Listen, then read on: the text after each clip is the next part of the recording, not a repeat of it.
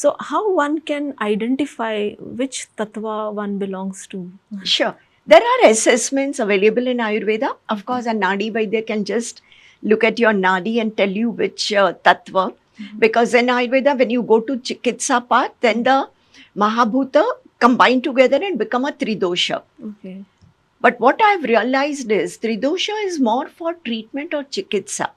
Because doshas tend to get out of, they are dynamic. Yes. And depending on our lifestyle, our food, they may go out of balance. Therefore, we need to keep them constantly in balance.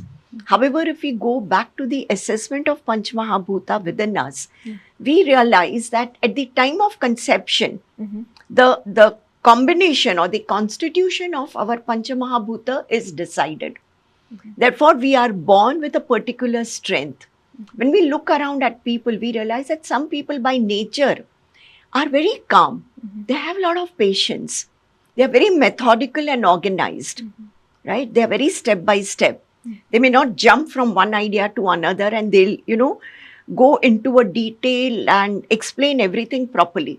These people have a lot of Prithvi Tattva or Prithvi Mahabhuta.